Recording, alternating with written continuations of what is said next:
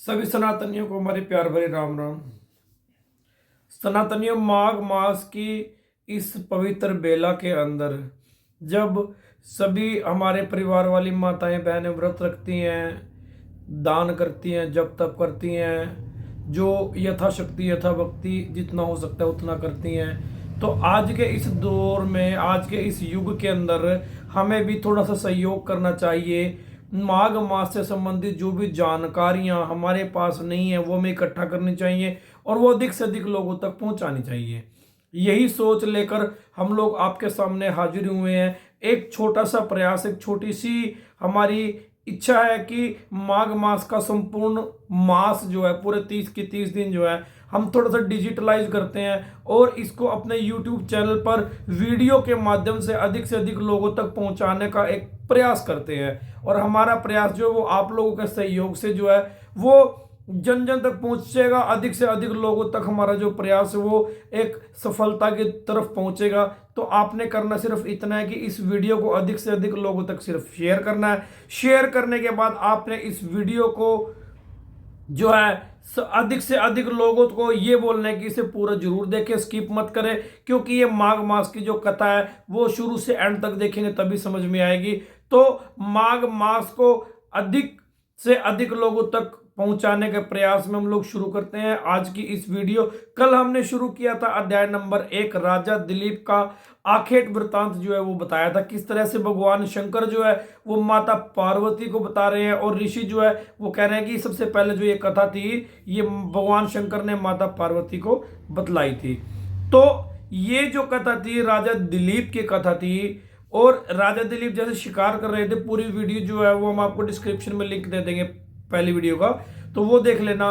तो राजा दिलीप को एक ऋषि मिलते हैं, तो ऋषि उन्हें क्या बोलते हैं, क्या समझाते हैं, या ये कहीं कि ऋषि राजा दिलीप के माध्यम से हमें क्या समझा रहे हैं, आज की डिटेल में हम ये बताएंगे कि माघ मास में दान जप और तप का क्या महत्व है। आइए शुरू करते हैं।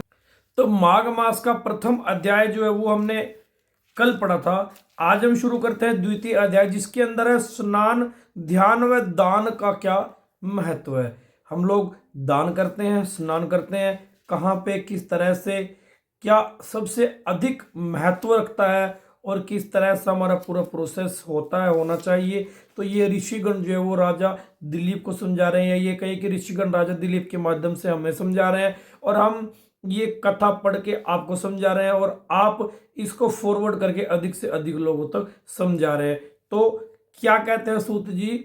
सूत जी कहते हैं कि तपस्वी के मधुर वचनों को सुनकर, उन ऋषियों के मधुर वचनों को सुनकर राजा दिलीप ने विनीत भाव से बोला कि हे ऋषि, मैं माघ मास के विषय में कुछ भी नहीं जानता, तभी तो मैंने ये शिकार कर दिया, परंतु आप मुझे बताने का कष्ट करें।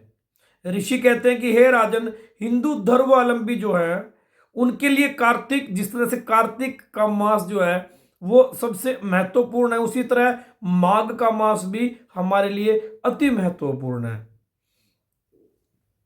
माघ का स्नान और उसका व्रत अत्यंत शुभ व कष्ट को हटाने वाला होता है।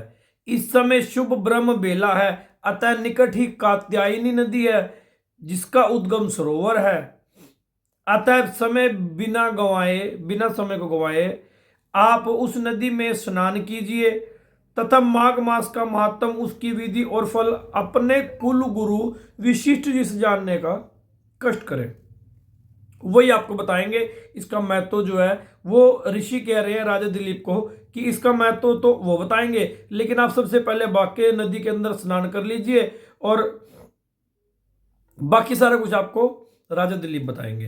तो राजा ने पवित्र सरोवर में स्नान किया और नगर की तरफ चले गए। राजधानी लौटने के पश्चात राजा दिलीप ने अपने सुयोग्य मंत्रियों सहित गुरु विशिष्ट के आश्रम की ओर प्रस्थान किया। गुरु विशिष्ट के आश्रम में पहुंचने के पश्चात राजा ने ऋषिगण को साष्टांग प्रणाम किया और अपने आने का कारण बताया, प्रयोजन बताया कि मैं आपके पास क्यों आया हूं तथा माघ मास का वृतांत तथा उसके महात्म की व्याख्या तथा विधि सहित सविस्तार जानने की इच्छा बतलाई। महाराजा दिलीप की बात सुनकर वशिष्ठ जी अत्यंत प्रसन्न हुए और बोले कि हे राजन, मैं तुम्हारे भगवान के प्रति श्रद्धा देखकर अत्यंत प्रसन्न हूं और मैं तुम्हें पवित्र माघ मास के विषय में विस्तार से समझाता हूं। ये बात कौन बोल रहा है? वशिष्ठ जी बोल रहे हैं। किसको? राजा दिलीप को कह रहे हैं कि मैं तुम्हें समझाता हूं क्योंकि तुम मेरे से ये पूछने के लिए आए हो।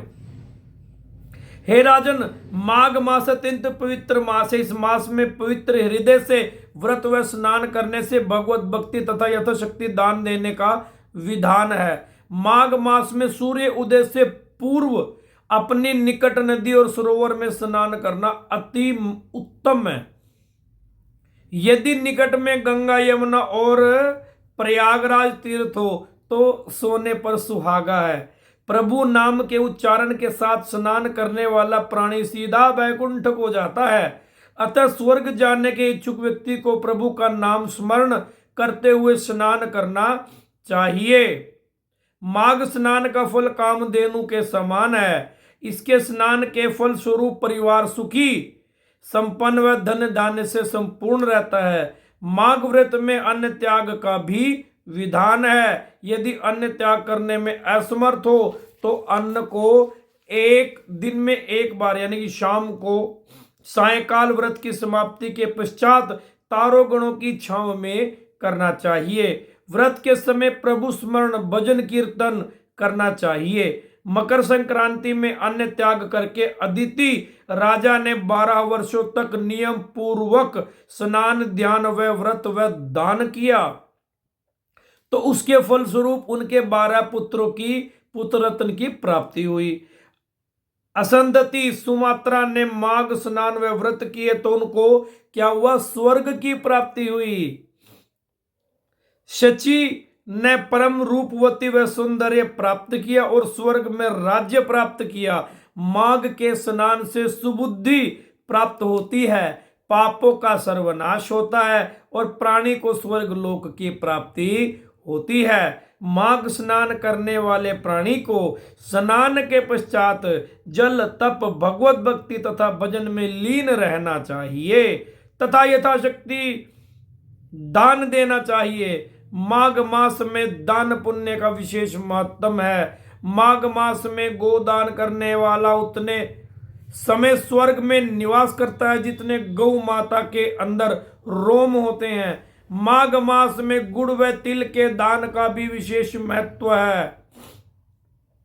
इसके दान में सभी पाप नष्ट हो जाते हैं। तिल के दान से पापों का नाश होता है, हृदय निर्मल हो जाता है। पितरों के तर्पण से प्राणी वैकुंठ धाम को जाता है। भृगु ऋषि ने मणि पर्वत पर विद्याधरों से कहा कि आकाश की शोभा सूर्य से, कुल की शोभा संतान से और उसी प्रकार तप की शोभा दान से है। अतः माघ मास में दान देना अति महत्व है। इति माघ मास मातम्य वाचटिका द्वितीय अध्याय समाप्तम। तो आज के अंक के अंदर हमें ऋषिगण समझाते हैं कि हमें सूर्य उदय से पूर्व जो है वो स्नान कर लेना चाहिए और हमें तिल का और गुड़ का दान करना चाहिए और यथाशक्ति हमें दान देना चाहिए। त्याग अन्न का जरूर करना चाहिए इस मास के अंदर। और बहुत सारी महत्वपूर्ण बातें जो है वो ऋषियों ने राजा दिलीप के माध्यम से हमें समझाई। आज के लिए इतना ही। कल आएंगे कुछ और नया पढ़ने का, समझने का प्रयास करेंगे। तब तक के लिए दीजिए हमें इजाजत और इस वीडियो को अधिक से अधिक लोगों तक शेयर कर दीजिएगा ताकि आने वाली वीडियो के नोटिफिकेशन लोगों तक पहुंचे और उन्हें सब्सक्राइब करने के लिए भी जरूर बोलना। तब तक के लिए लेते हैं हम आपसे इजाजत। जय श्री राम।